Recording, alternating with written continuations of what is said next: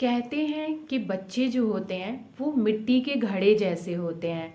आप जैसे उनका लालन पालन करेंगे, आप जैसी शेप उनको देंगे, बच्चे वो उसी शेप में ढल जाते हैं।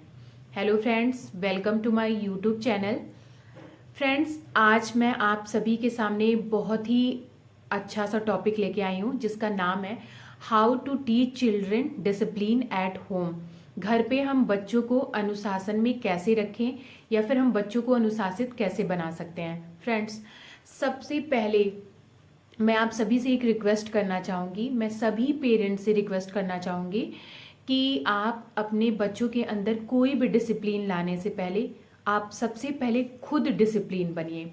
अगर पेरेंट्स डिसिप्लिन्ड हैं, पेरेंट्स के अंदर अच्छी हैबिट्स हैं, तो बच्चा ऑटोमेटिकली उस चीज़ को सीखेगा और ऑटोमेटिकली उस चीज़ को अपने अंदर ले आएगा। मैंने बहुत सारे पेरेंट्स को देखा है, वो बच्चों को फोर्स करते हैं चीज़ों को करने के लिए, बट वो समझ नहीं पाते हैं कि बच्चा कभी भी फोर्स करने से नहीं सीखता है। अगर माँ बाप अपने अंदर वो चीज़ें डालें, पहले अपने आप को डिसिप्लिन बनाइए, तब अपने बच्चों को डिसिप्लिन बनाइएगा।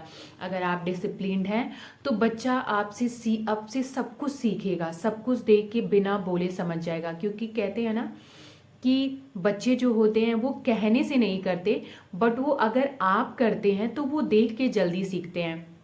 फ्रेंड्स, एक बच्चे को अनुशासित बनाने के लिए हमें सबसे जो ज़रूरी चीज़ है वो है पेरेंटिंग।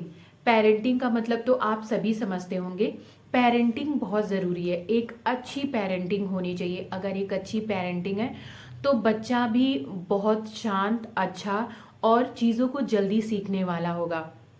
और अगर हम बच्चों को डिसिप्लिन सिखाते हैं तो सबसे पहली चीज़ जो मैं आपको बताना चाहूँगी, हमें कुछ बाउंड्रीज सेट करनी होगी।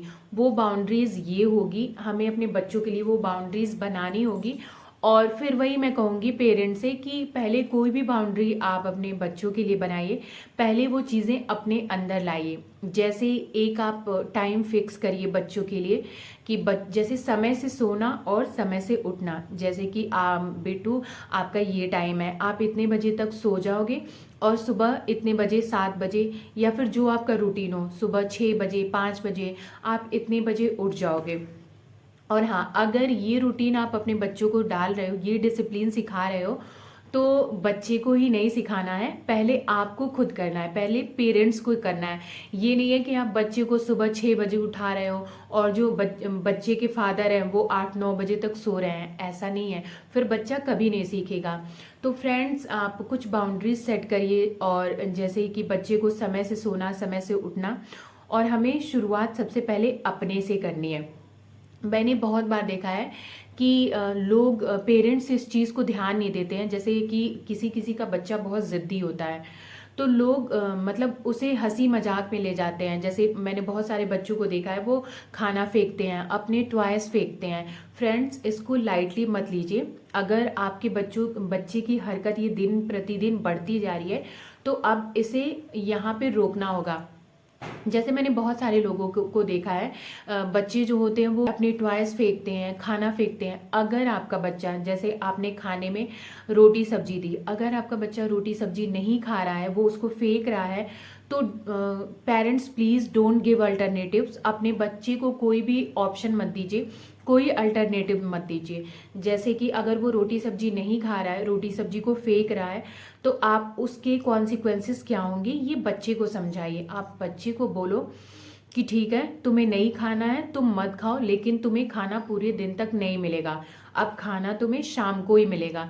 थोड़ा सा डर अगर हम बच्चों के अंदर डालेंगे, बच्चे जो होते हैं इन सब चीज़ों को समझेंगे। अगर आप अल्टरनेटिव्स दोगे कि बेटू आप सब्जी और रोटी नहीं खा रहे हो, फिर आप मैगी खा लो, आप चिप्स खा लो, अगर आप अल्टरनेटिव्स दोगे तो आपके बच्चे का मन बढ़ता ही जाएगा और फिर वो कभी मतलब स्थिर नहीं रह पाएगा। तो इन सब चीज़ों का ध्यान दीजिए। अगर आपका बच्चा टॉयज फेंकता है, टॉयज को आप कलेक्ट करो, कलेक्ट करके रख दो, उसे मत दो खेलने के लिए। हाँ, फिर ये एकदम स्ट्रिक्ट भी नहीं हो जाना है हमें। अपने बच्चों को वैल्यू, आप चीज़ों की वैल्यू सिखाइए कि चीज़ें कितनी इंपॉर्टेंट है। जैसे मेरा भी बेटा है, मेरा बेटा स्टार्टिंग में क्या करता था, वो टॉयज को फेंकता था।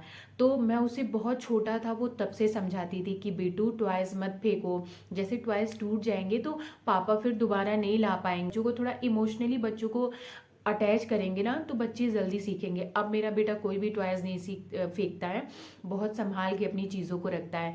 तो बच्चों को जो कहते हैं ना कि teach them the value of things, बच्चों को आप ये बताइए कि चीज़ों की वैल्यू बहुत ज़्यादा है, तो रिस्पेक्ट करो आप। एक और चीज़, जैसे आप बच्चों में आप डिसिप्लिन डालना चाहते हो या बच्चों को डिसिप्लिन सिखाना चाहते हो, तो मैं पूरी फैमिली मेम्बर से ये रिक्वेस्ट करूँगी कि पहले सारे फैमिली मेम्बर के अंदर वो डिसिप्लिन आनी चाहिए, तभी बच्चा सीख पाएगा। ऐसा नहीं है, जैसे मैंने बहुत सारे लोगों के घर पे देखा है, जैसे अगर मम्मी होती है, मदर होती है, वो किसी चीज़ को अपोज करती है। जैसे अगर माँ ने बोला कि बेटू आपको चिप्स नहीं खाना। फ्रेंड्स, अगर मेरी वीडियो आपको थोड़ी भी इंफॉर्मेटिव लगी हो तो please like share and comment my channel. Bye, thank you. But मैंने देखा है घर के जो बड़े लोग होते हैं, जैसे दादियाँ हो गई या फिर बाबा हो गए, वो लोग इस चीज़ को प्रमोट करते हैं, नहीं कैसे नहीं खाना है, मैं दिलाऊंगा तुम्हें। फ्रेंड्स, ये नहीं करना है। आप पहले पूरी फैमिली मेम्बर घर में बैठ के आपस में बात करिए कि हमें एक ही डिसीजन पे अडिग रहना है। अगर हर फैमिली मेम्बर अलग अलग बातें करेगा, अलग अलग चीज़ों को डिसाइड करेगा, तो फिर बच्चा जो है वो कंफ्यूज हो जाएगा, वो समझ ही नहीं पाएगा कि उसे किसकी बात माननी है और किसकी बात नहीं माननी है। तो ये तो हो गई कुछ छोटी छोटी बातें, लेकिन हमें डिसिप्लिन के साथ साथ बच्चों को और क्या सिखाना चाहिए और क्या चीज़ें ज़रूरी होती है, चलिए अब वो हम डिस्कस करते हैं। जैसे एक इम्पॉर्टेंट चीज़ जो है शेयरिंग, मैं आजकल के बच्चों को देखती हूँ, पेरेंट्स या फिर उनकी मम्मियाँ उन्हें शेयर करने के लिए चीज़ों को नहीं सिखाती हैं। बच्चे जो होते हैं वो अपनी चीज़ों को शेयर नहीं करना चाहते हैं दूसरों के साथ। तो फ्रेंड्स, सबसे पहले अपने बच्चों के अंदर शेयरिंग की हैबिट ले आइए। उन्हें बताइए कि बेटू हर चीज़ आपको शेयर करके खानी है, शेयर करके खेलनी है। अपने टॉयज़ अपने फ्रेंड्स के साथ शेयर करो, अपनी बुक्स शेयर करो।